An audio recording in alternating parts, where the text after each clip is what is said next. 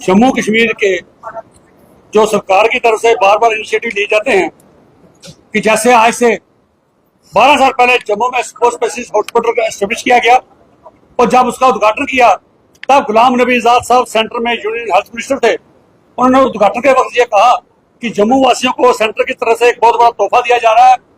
यहाँ पर super specialist doctors होंगे, 800 के करीब डॉक्टर स्टाफ होगा, जिनमें 50% डॉक्टर्स मैं जम्मू से दूंगा और 50% आउट ऑफ स्टेट लाऊंगा। और उन्होंने ये भी वायदा किया कि यहाँ पर एक इमरजेंसी ब्लॉक बड़ा अच्छा बाद भी 50% डॉक्टर्स की वहां शॉर्टेज है।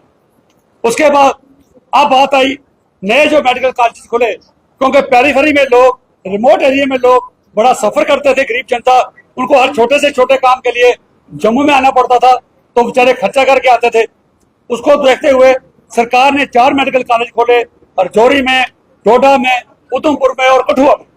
और ये कहा गया कठुआ में खोलते वक्त कि कठुआ से बिलावर, बन्नी और बसोली के लोगों को दोबारा जम्मू नहीं आना पड़ेगा। इसी तरह उधमपुर और डोडा में भी कहा गया। लेकिन आज कई हॉस्पिटलों को 5 साल हो गए, मेडिकल कॉलेज को कहीं को 4 साल। तो उसके बाद भी आज जब मेडिकल कॉलेज में जाके हम देखते हैं ओवरबर्डन है मेडिकल कॉलेज। जब पेशेंट्स के साथ गुफ्तगू की, पता चला कि वो कोई राजौरी से है, कोई डोडा से है, कोई उधमपुर से है और कोई कठुआ से है। तो जब पता चला उसके बाद मैंने डिसाइड किया कि आरटीआई लगा के एक डाटा लिया जाए कि आज भी जम्मू में मेडिकल कॉलेज में बाहर से कितने पेशेंट्स रेफर होके आते हैं। तो ये डाटा जो मेरे पास है ये उन पेशेंट्स का है जो रेफर होके अलग अलग मेडिकल कॉलेज से जम्मू में भेजे जाते हैं। तो ये चीजें देख के हैरानगी होती है कि मेडिकल कॉलेज तो खोल देते हैं, आज भी पेशेंट वहां से रेफर होके जम्मू क्यों आते हैं। जब इसकी वजूहत पूछी उन लोगों से, वो कहते हैं जी कोई सीनियर डॉक्टर वहां नहीं मिलता, इसलिए लोगों को तसल्ली नहीं होती, वो लोग जम्मू आते हैं। ये डाटा तो जो ऑफिशियल है, अनऑफिशियल नहीं, बहुत से लोग अपने लेवल पे खुद आ जाते हैं। अब हमारा सरकार से ये डिमांड है कि सिर्फ मेडिकल कॉलेज खोलने से ही काम नहीं चलता, जब तक जो कमजोरियां उनको दूर ना किया जाए। आज हमारी रियासत की जो हेल्थ मिनिस्टर है वो स्कीना एटू जी, वो हेल्थ प्रोफेशन से हैं। जो हमारे एडमिनिस्ट्रेटिव सेक्रेटरी हैं हाफिज जी, वो इन चीजों को अच्छी तरह समझ सकते हैं। और मैं चीफ मिनिस्टर उमर अब्दुल्ला साहब, चीफ सेक्रेटरी जनाब डुल्लू साहब से दरख्वास्त करना चाहता हूँ कि अगर आप चाहते हैं कि जम्मू के प्रोविंस के खास करके लोगों को better health care facilities provide की जा सके, तो आपको सुझाव जरूर देना चाहेंगे। क्योंकि आप कहते हैं कि जो कार्डियक का हार्ट का पेशेंट है, उसका जो फर्स्ट आवर है ट्रीटमेंट का गोल्डन आवर होता है। अगर वो टाइमली हॉस्पिटल पहुंच जाए, टाइमली उसको ट्रीटमेंट मिल जाए, तो उसकी जान बचाई जा सकती है। लेकिन जम्मू में ऐसा नहीं है, क्योंकि जम्मू में सबसे पहले हार्ट वाले पेशेंट को जीएमसी आना पड़ता है, क्योंकि सुपर स्पेशलिटी में इमरजेंसी नहीं है। पहले वो जीएमसी आता है, उसकी वहां वैल्यूएशन की जाती है, उसको देखा जाता है, जूनियर डॉक्टर देखते हैं, फिर बड़ों से बात करते हैं। मैं कहता हूं जो कीमती समय है वो वहां पर लॉस हो जाता है। और कई बार जब पेशेंट को शिफ्ट करने की बात आती है सुपर स्पेशलिटी में, तो कई रास्ते में ही दम तोड़ जाते हैं। सो हमारी सरकार से ये डिमांड है कि सबसे पहले तो सुपर स्पेशलिटी में कार्डियक इमरजेंसी एस्टेब्लिश की जाए, जिसका वायदा सरकार ने हमसे आज से 12 साल पहले जम्मू वासियों से किया था।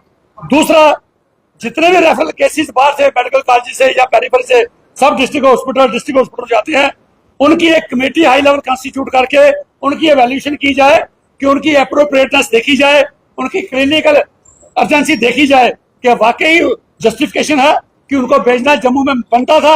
जब तक ये चीजें नहीं करोगे तब तक उन डॉक्टर्स की अकाउंटेबिलिटी फिक्स नहीं होगी।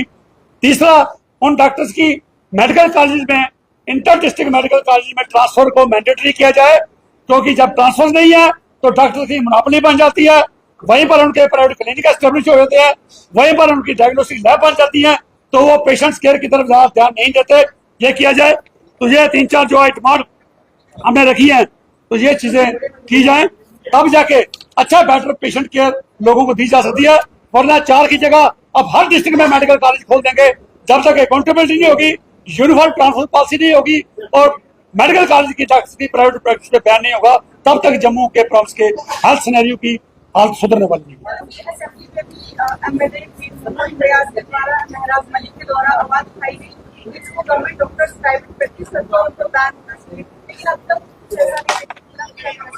बिल्कुल, एक बात मैं सरकार को और मैं चीफ मिनिस्टर साहब को आश्वासन देता हूं कि डॉक्टर्स की भी एक लॉबी है जो बार बार ऊपर जाके सेक्टर में ये कह देती है कि अगर हमें बैन लगाओगे प्राइवेट प्रैक्टिस पे तो हम रेजिग्नेशन दे देंगे।